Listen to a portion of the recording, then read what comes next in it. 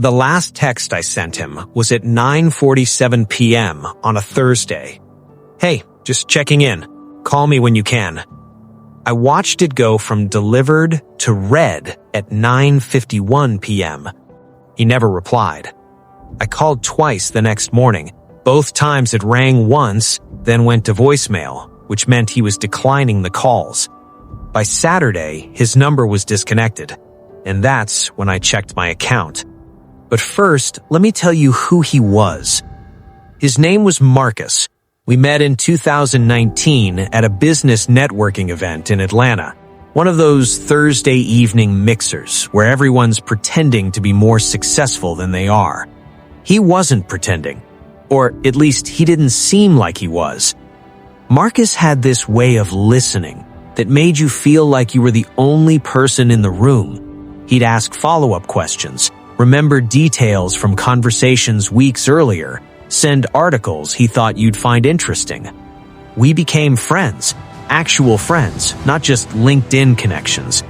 He was 10 years older than me, 41 to my 31, worked in commercial real estate, drove a decent car but not a flashy one, had 2 kids from a previous marriage that he saw every other weekend. Normal, grounded, reliable. Over 2 years, we probably met for coffee or lunch once a month. Sometimes we'd talk business. He'd give me advice on investments. I'd help him think through marketing for his properties. Sometimes we'd just talk about life. In early 2021, he told me about an investment opportunity. A commercial property in a developing area outside Charlotte. The building needed renovation, but the location was solid. The plan was to fix it up, lease it to a medical practice that had already expressed interest, then either hold or sell after 2 years. He said he was putting in $85,000 of his own money. He had 2 other partners lined up. They needed 1 more person to close the deal. The buy-in was $62,000. I had $67,000 in savings, money I'd built up slowly over 6 years, $200 here, $500 there, tax refunds, side projects, living below my means. It was supposed to be my safety net, my someday fund, the thing that let me sleep at night knowing I had options. But Marcus made it sound safe, low risk, high upside. He showed me the property listing, the renovation budget, the email from the medical practice. He even offered to have me listed officially on the LLC paperwork. I trusted him, not just because he was convincing, but because I knew him. We'd spent 2 years building a friendship. He'd never asked me for anything before. So in March 2021, I transferred $62,000 from my savings account to an escrow account he'd set up for the deal. He sent me a text the next day. "Got it. You're officially in. This is going to be a good one." That was March 11th, 2021. For the first month, everything seemed fine. Marcus would send occasional updates. Contractors were lined up, permits were in progress, the medical practice was still interested. Nothing dramatic, just the normal, slow pace of commercial real estate. In April, he mentioned there was a small delay with zoning approval. Normal, these things take time. In May, he said the contractor's timeline had shifted because of supply chain issues. Also normal. It was 2021, everyone was dealing with delays. But by June, the updates had stopped. I'd text him, "Hey, any news on the Charlotte property?"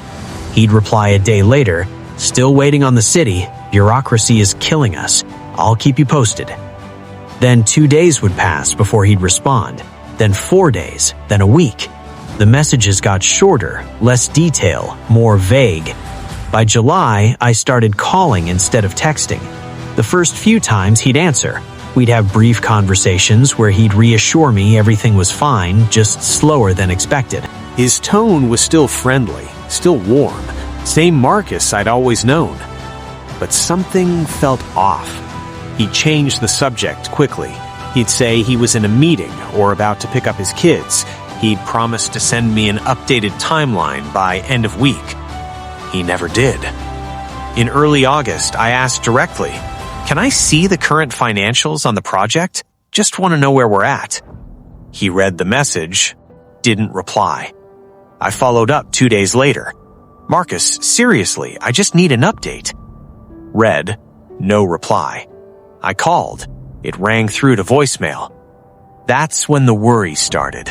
Not anger yet, worry. The kind that sits in your stomach and doesn't leave. I convinced myself there was an explanation. Maybe he was overwhelmed. Maybe something personal was happening. Maybe he was embarrassed about delays and didn't know how to communicate it. People don't just vanish, right? Especially not people you know, people you've had lunch with, people who've met your family.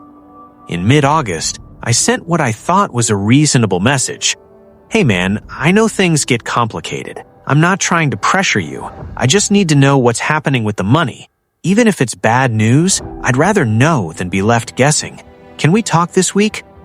Delivered. Read at 6:32 p.m. No response. I waited 3 days, then I called. One ring. Voicemail. He was declining my calls now. On September 2nd, 2021, I tried calling from a different number, a coworker's phone. It rang normally, 4 rings, then voicemail.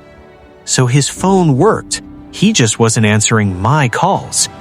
That's when I started digging. I looked up the LLC he'd created for the investment. It existed, registered in North Carolina, filed in April 2021. My name wasn't on it. He'd said I'd be listed on the paperwork. I wasn't. I searched for the property address he'd shown me in the listing. The building existed, but there was no record of any recent sale or pending transaction. No permits filed for renovation. I contacted the medical practice he'd mentioned, the one that was supposedly interested in leasing. They'd never heard of Marcus, never expressed interest in that property. None of it was real. I logged into my bank account and stared at the transaction from March 11th. Transferred escrow, $62,000. The account it had gone to was closed now. When I called the bank that had held the escrow, they said the funds had been transferred out within 48 hours of my deposit. To where? They couldn't tell me without a court order. I sat at my kitchen table with my laptop open, looking at my bank balance. $4,200. 6 years of saving. Gone. I didn't cry. I didn't scream. I just sat there because I couldn't process it. This wasn't a stranger. This wasn't some online scam. This was Marcus, a person I knew, a person who'd been to my apartment, who knew my parents' names, who'd sent me a birthday card. How do you reconcile that? I filed a police report on September 7th. The officer was polite but not optimistic. He explained that financial fraud cases, especially ones involving investments, were complicated. People claim they were scammed when deals just go bad. It's hard to prove intent. I showed him the evidence, the fake LLC listing, the disconnected phone, the fact that Marcus had disappeared. He took notes, said he'd look into it, gave me a case number. I never heard from him again. I contacted a lawyer. She said I could pursue a civil case, but it would cost $8,000 up front with no guarantee of recovery. Even if I won, collecting the judgment could take years, assuming Marcus had any assets left to take. I didn't have $8,000. I barely had $4,000. So I did nothing, because there was nothing I could do. The financial impact was immediate. I'd been planning to move to a better apartment that fall. I stayed where I was. I'd been considering going back to school part-time. I couldn't afford it now. But the emotional impact was worse. I stopped trusting my own judgment. Every decision felt dangerous. Every person felt suspect. I'd replay conversations with Marcus in my head, looking for the signs I'd missed, the moments where I should have known. But there were none. Or maybe there were, and I just didn't want to see them. My friends told me it wasn't my fault, that he was a con artist, that anyone would have fallen for it. But that didn't help, because I had fallen for it, and now I was the person stupid enough to lose $62,000 to someone I thought was a friend. I stopped going to networking events. I stopped meeting new people. I worked, paid bills, went home, and tried not to think about it. Months passed, then a year. Marcus never resurfaced. His social media profiles were deleted. His business website went offline. It was like he'd never existed, except for the $62,000 hole in my life where my savings used to be. By 2022, I'd stopped actively thinking about it every day. It was more like background noise, a thing that had happened, a scar that didn't hurt unless you pressed on it. I rebuilt my savings slowly, $200 a month, then $300. By the end of 2022, I had about $8,000 saved again. Not much, but progress. I told myself I was moving on, but moving on isn't the same as closure. I still wondered where Marcus was, what he'd done with the money, whether he'd done this to other people. Occasionally, I'd search his name online, hoping something would come up, an arrest, a new business, anything. Nothing ever did. In early 2023, I started dating someone. Her name was Jenna. She was careful with money, pragmatic, asked a lot of questions before making decisions, traits I now valued more than I used to. One night over dinner, she asked if I'd ever been seriously betrayed by someone. I told her the story, all of it. Marcus, the money, the disappearance. When I finished, she was quiet for a moment. Then she said, "Do you think you'll ever get it back?" I shook my head. No, that money's gone. So what would closure look like? I didn't have an answer, because I realized closure wasn't about getting the money back. It was about understanding why he did it, why he chose me, why someone capable of friendship was also capable of theft. And I'd never get those answers. Or so I thought. On April 19th, 2024, 3 years and 1 month after I sent Marcus that $62,000, I got a phone call from an unknown number. I almost didn't answer, but something made me pick up. Hello? Silence. Then, "It's Marcus." I froze. His voice sounded different, tired, flat, but it was definitely him. I didn't say anything. I couldn't. He continued, "I know you probably don't want to hear from me, and I'm not calling to make excuses. I wanted you to know that I'm in Georgia, Clayton County Jail. I got arrested 2 weeks ago." My heart was pounding. I managed to say, "What?" "For wire fraud. Similar situation to what I did with you, except the person I took money from this time was connected, had resources. They tracked me down." I sat down. My hands were shaking. He kept talking. "I'm looking at federal charges. My lawyer says I'll probably do 4 to 7 years. They're going through my finances now, trying to figure out what I still have, what I spent, who else was involved." "Why are you calling me?" My voice came out colder than I expected. "Because your name came up. The investigators asked about the Charlotte deal. They found the transfer from your account. They want to know if you're willing to cooperate." "Cooperate how?" "Testify, provide documentation, help them build the case." I didn't respond immediately. He said, "I know I don't have the right to ask you for anything, but if you help them, there's a chance you'll be included in the restitution order. It won't be the full amount, maybe 30%, maybe less, but it's something." 30% of $62,000 is $18,600. Not the full amount, not even close, but more than I'd ever expected to see again. "Did you do this to other people?" I asked. Silence. Then, "Yes." "How many?" 7 that I know of. Probably more if you count smaller amounts. 7 people. 7 versions of me sitting at kitchen tables staring at empty bank accounts. "Why?" I asked. Not angry, just needing to know. He exhaled. "Because I could. Because people trusted me. And because once you do it once and get away with it, it gets easier to do it again." There was no emotion in his voice, no remorse, just facts. "I'm sorry," he added. "I know that doesn't mean anything, but I am." I hung up. I did cooperate with the investigators. I sent them bank records, text messages, emails, everything I had. I gave a deposition in June. I didn't have to testify in court. Marcus took a plea deal.